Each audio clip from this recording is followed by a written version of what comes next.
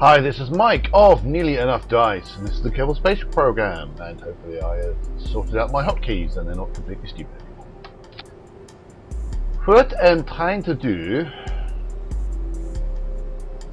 is make a plane, and I'm going to basically try and replicate a design that Scott Manley put together in his tutorial series. So it's going to be a bit of a science plane, and I've already got one of those. A science plane for doing science.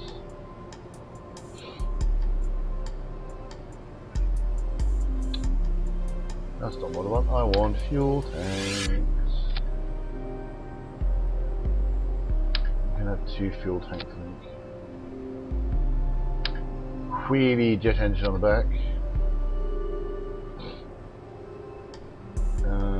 Now, I think I want these.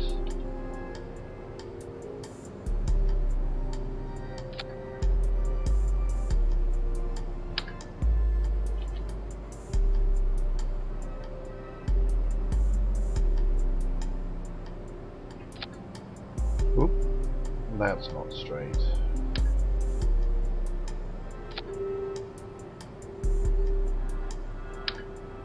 I don't think I've ever used these swept wings before.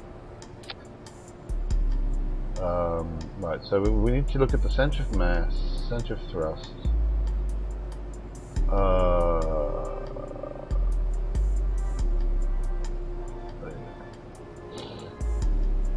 So the centre of mass is slightly ahead of the centre of lift, which is probably going to be okay.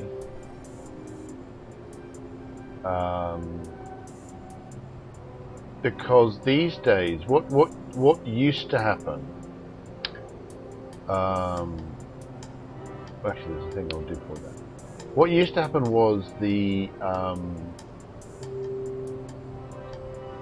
fuel would go out of this one and then this one, and thus the centre of mass would change. But with the new setup, that doesn't happen anymore.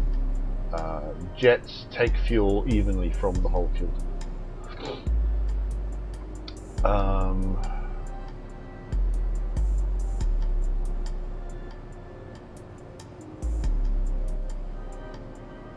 Yes, I remember now. I've just taken the oxidizer away, and that shifted the centre of mass forward, which is kind of nice. But the reason I took away the oxidizer is that you don't need oxidizers. Well, not only do you not need oxidizers, you can't use oxidizers on these things.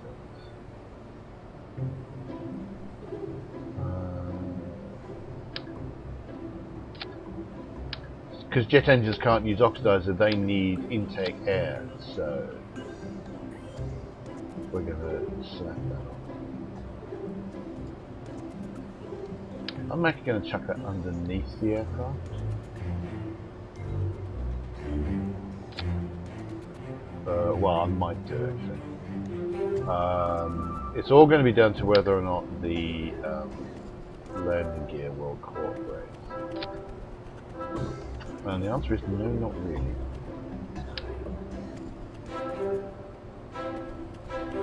The reason I was doing that is that I kind of want to put parachutes. I want to put it on the centre of mass. So what I'll do is I'll just mount them radially.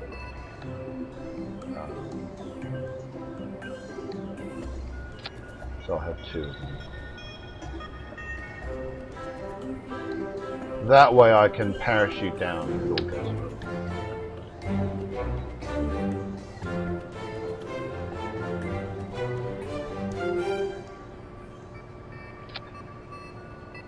Those more or less line up.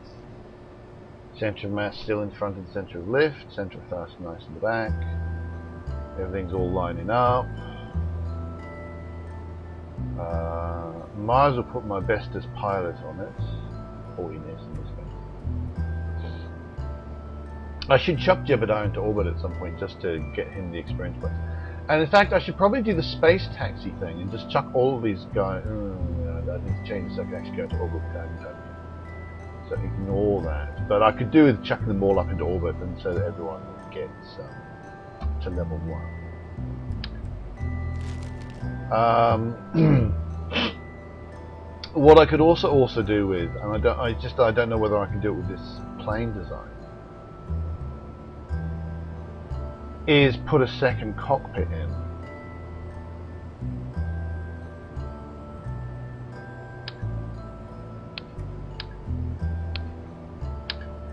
And thus bring a scientist along or something.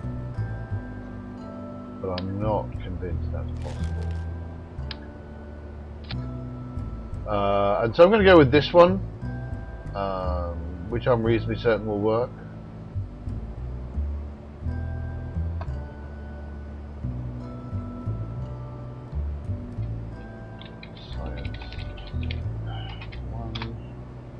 Should get these more interesting names. I think I was actually better off when I had the Athena program and then the Palace program. I could sort things, or at least organize things by name. Now I'm not launching it right away, or more accurate, I'm going to launch it in a second. But I need to check my contracts first. Because the whole point of one of these things is to perform visual surveys of Copenhagen, which I've got. Okay, cool.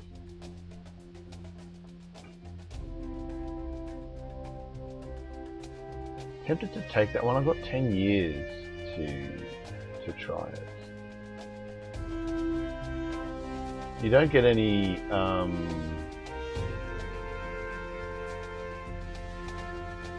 You don't seem to get any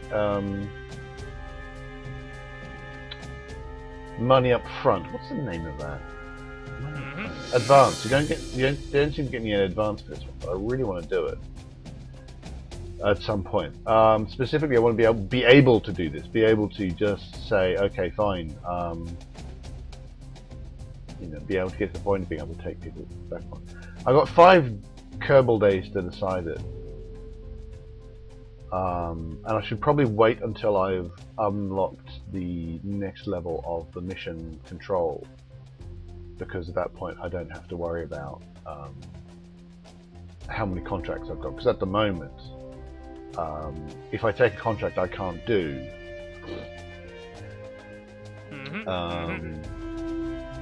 and then it's just sitting there being irritating. So I wanted to check I actually did have that. I'm also going to walk to next morning.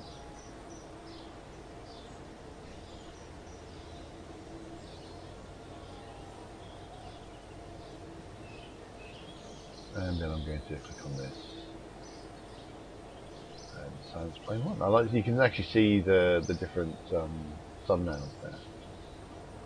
Nice. Now we're going for Valentina. Thank you very much.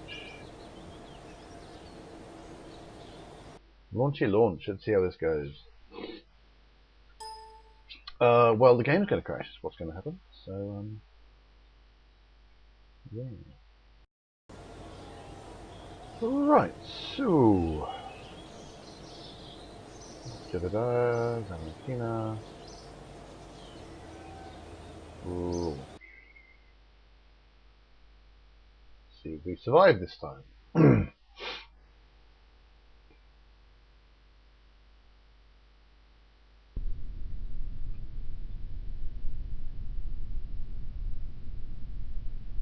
Okay, a little tail heavy. Never mind. Oh, somebody hasn't done their staging properly.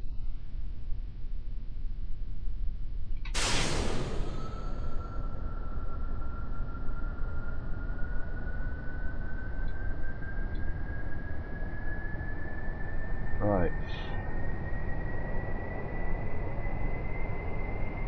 Whoa, and we are in the air. Now, a smart person, I'm going to put on my T key there. A smart person would have done this more or less immediately, which is I need to click on that and say activate navigation.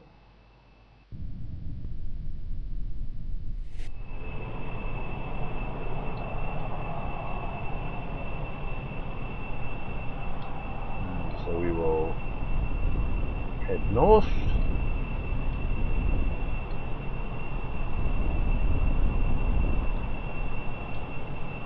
I have to remember how to work these keys. Q and E is for banking, and A and D are the rudder, which is yaw, which is not something you really want to bother with too much, I don't think. Right, I'm beginning to get shock effects. I'm actually going to throttle down.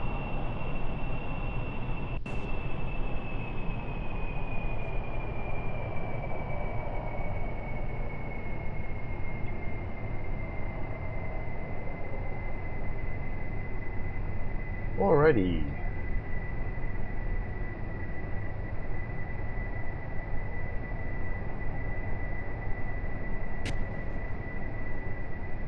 Let's chuck some. Just get an idea of what's going on.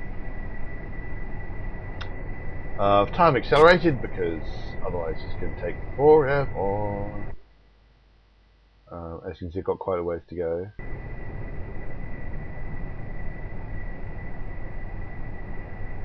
Slightly off target, looks like. So don't do any maneuvers while you're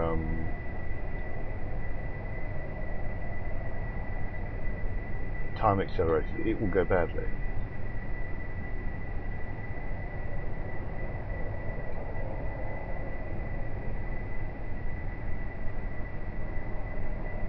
Alright, so I've got a cruising speed of 230, 220. I'm just going to up that a bit.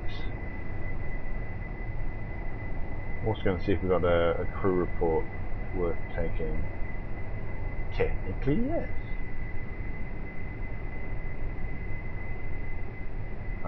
Also doing. I could have put on a bunch of thermometers and like more than one.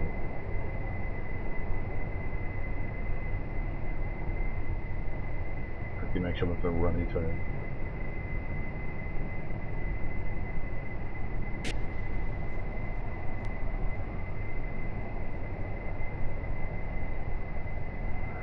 Right, off we go.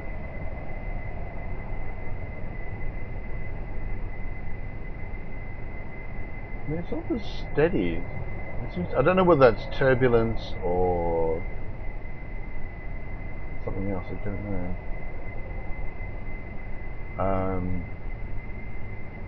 Going to go for about a 60% throttle, and then time accelerate for a bit.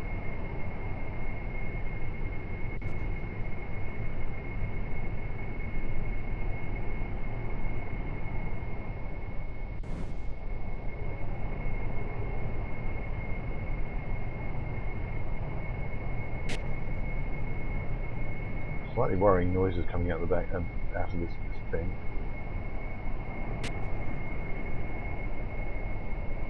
Now, my understanding is as that gets higher up in the air, that's me getting closer and closer. So at some point I should get a notification that I'm entering the correct area.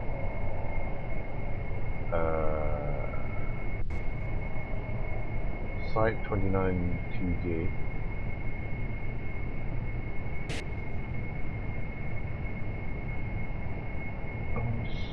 Slightly dark. Ah, there we go. That was good timing. I was saying I should really, you know. Oh, I'm gonna have to overwrite these crew parts. Yeah, there we go. Oh, it's the same thing anyway, so it doesn't matter. Alright, so I've got that. I will check the mystery goo. Nothing worth worrying about there. Observe the materials bay.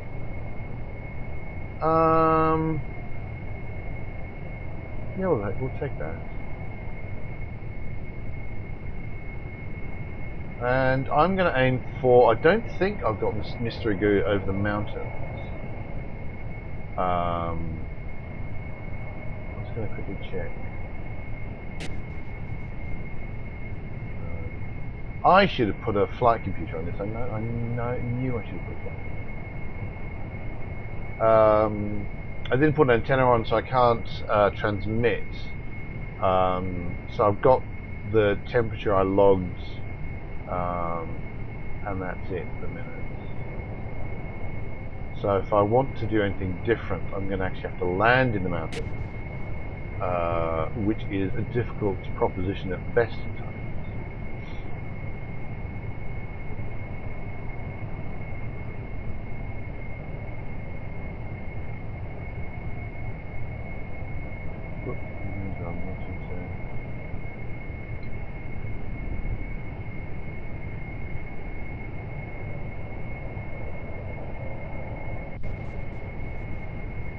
So what I'm looking for is a relatively flat area where I can parachute in.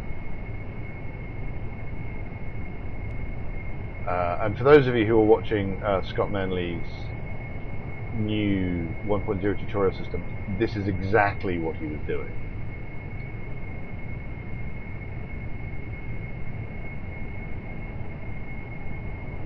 So if I land, I can grab mountain science, which I don't currently have. So I'm going to pick this area. This looks reasonably flat, so I might as well throttle down completely.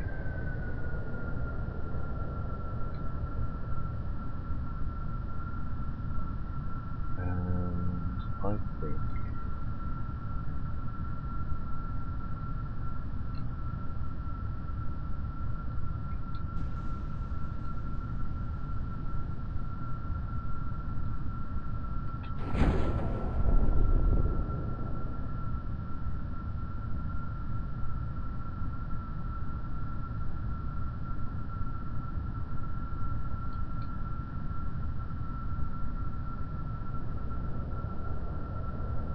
I'll go slightly forwards. There's probably something that shouldn't work.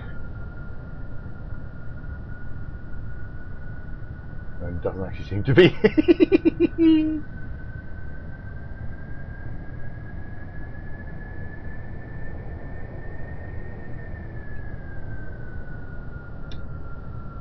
Going to just preemptively put the brakes on. I'm going quite.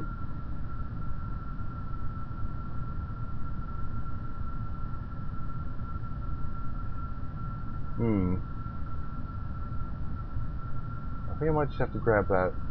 Oh no, there we go. So I now should be able to EVA.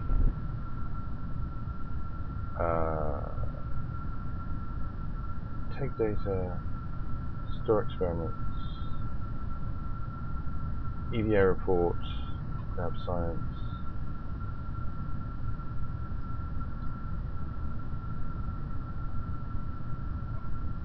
Now I don't need to get it from. I don't need to take the data from the Mr. Goo.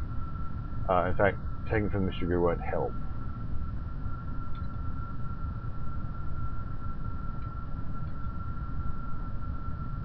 Because I can't reset. I can collect the data. I'm just going to collect the data just because it doesn't actually make a difference. But I can't restore because only scientists can do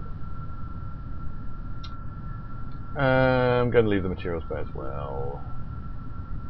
So if I store all the experiments, I forgot. I can also take a surface sample, and I can do an EVA report, and I can store all of those. Now I can board, and I can log the temperature here, so I don't actually have the temperature here, and I can log the barometer, which I don't have. And I can come and go, can I take off? I'm going to guess that the answer is no, I can't. So we're just going to recover the vessel. And the game will crash. That's not irritating at all. Okay, so I've recovered from crash, gone to the tracking station. 61 science from that. That is most pleasing.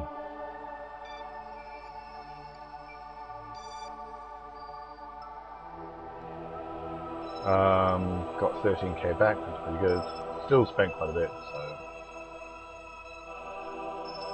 And done no XP because it was just a very simple thing. And there's, that's interesting. There's the confirmation. So I got some cash from that.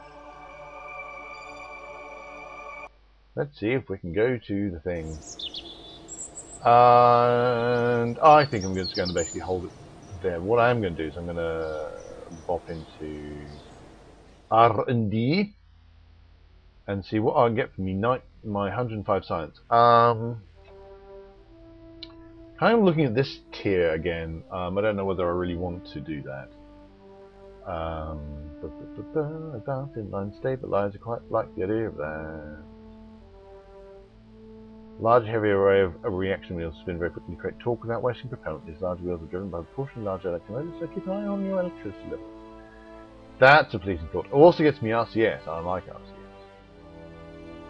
On the other hand, I could finish off this level and get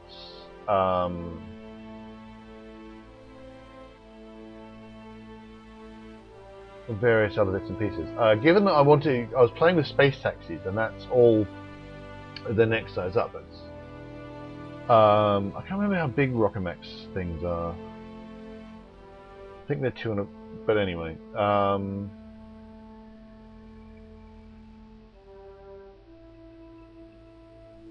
So I get struts, which is really good. I don't think I've ever used a structural fuselage in my life. I have no idea what they're for or why you'd want them. Probably if you want your rocket to be, because there's actually a very specific set of proportions that rockets want to be, and you may end up wanting to make a rocket longer without actually adding anything to it. The decoupler for big things, which I might well want for when I do space taxiing and when I get into the space labs. The Rockomax brand adapter to make things smoother. My space taxi had this ridiculous kind of shoulder thing, whereas so that adapter would have been nice, and the launch stability enhancer would have been quite of cute. Big fuel tanks, good engine for out of the atmosphere, and the thud, which I don't really care about. So I think I am in fact going to take those, because the very next thing I'm going to be doing is I'm going to be doing the equatorial satellite missions I've got. One last thing is to see if there's anything interesting I want to do in here. Atmospheric scans. Maybe. Got a few days to think about that. I got my jet plane. I just don't know how. I don't know what its ceiling is. If its ceiling is over 19,400, then I can take that relatively easily.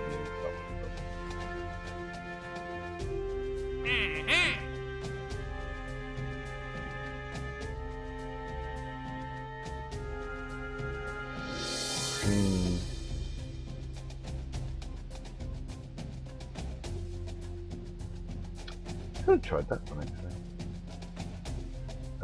7,000 to, it's going. It will be going the right speed with my jet plane. I don't know if it can go that fast. So, what are my active ones? My active ones are basically the two satellite ones, and I've still got to test the Mark 16, which I'm probably going to do next time. I just land a. If I just have a capsule coming down, I'll probably be testing that one and fly by the moon. Which I should be able to get relatively easily now. But that is for next time, so thanks very much for watching. Hit like and subscribe if you've been enjoying the video. Come and join us at nearlyenoughdice.com. You can also find Nearly Enough Dice at Facebook and on Twitter. And finally, if I remember which key that I have now set ending recordings to, until we meet again, reach for the stars.